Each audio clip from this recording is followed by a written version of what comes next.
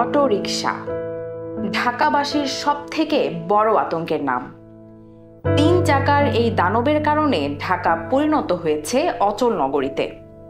নিজেদের মধ্যে প্রতিযোগিতা, সিগন্যাল অমান্য, উল্টো পথে ছোটা, হর্নের তাণ্ডব সবই তাদের নিত্যকার অভ্যাস।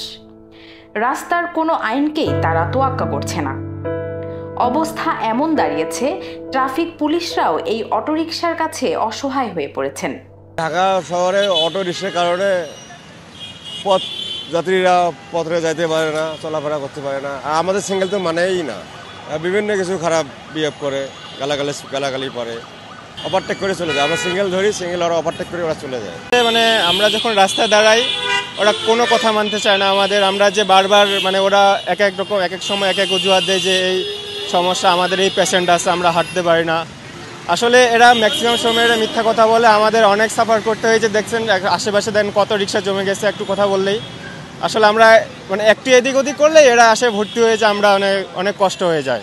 এই অটোরিকশাগুলো চলছে তাদের ইচ্ছা মতো। কোনো ট্রাফিক আইন, কোনো নীতি কিছুই তাদের থামাতে পারে না। সহজ আয়ের আশায় প্রতিদিন হাজার হাজার মানুষ গ্রাম থেকে ছুটে আসছে শহরে। দ্রুত ও সহজে টাকা আয় করতে বেছে নিচ্ছে অটোরিকশা চালানোর পেশা। তাদের বেশিরভাগই শহরে নতুন, নিয়ম জানে না, ট্রাফিক বোঝে না। আসলে আমাদের ঢাকা শহরে অটোরিকশার কারণে যান চলাচল বা সাধারণ মানুষের যে চলাচল, সেটা মানব জীবনটা অতিষ্ঠ হয়ে গেছে।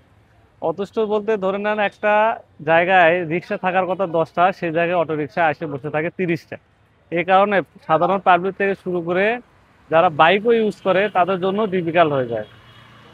এরা আসলে সামনে লুকিং গ্লাস নাই, সামনে শুধু দেখে, পিছনে সাইড দেখতে পারে না। না দেখার পর কি করে, পিছনে যে আসলে কোনো গাড়ি আসতেছে কি আসতেছে না এটা আসলে খেয়াল করে না। পরে কি করে, মনে করেন যে ডান সাইডে একবার ঢুকে দেয়, বাম সাইডেও ঢুকে দেয়। যে কোনো একটা জায়গায় যদি দেখা গেল যে একটা ফাঁকা আছে বা শোল আছে, ওই জায়গায় ওরা ভ্যানটা ঢুকাই দেয়। এভাবে দিন দিন শহরের ট্রাফিক ব্যবস্থা ধসে পড়ছে। রাস্তায় ঘন্টার পর ঘন্টা জ্যাম, জরুরি রোগী আটকে আছে, অফিসগামীদের মুখে ক্ষোভ। শহর যেন অটোরিকশার দাসে পরিণত হয়েছে।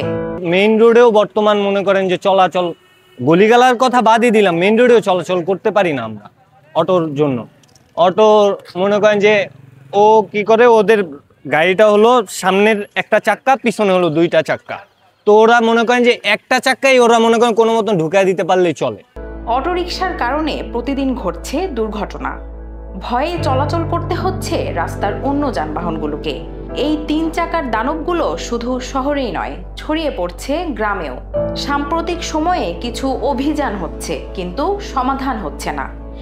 একদিন ধরা পড়লে পরদিনই আবার রাস্তায় নেমে যায় রিক্সা নিয়ে। এই বিশৃঙ্খলার কোনো নিয়ন্ত্রণ নেই, কোনো নীতিমালা নেই, আর নেই কোনো কার্যকর নজরদারি। এই অবৈধ রিক্সাগুলো শুধু রাস্তা দখল করছে না, দখল করছে শহরের শৃঙ্খলা, নিরাপত্তা আর মানুষের স্বাভাবিক জীবন। যদি এখনই কঠোর পদক্ষেপ না নেওয়া হয়, তাহলে সেদিন আর বেশি দূরে নয়, রাজধানী ঢাকা বসবাসের পুরোপুরি অনুপযোগী হয়ে উঠবে।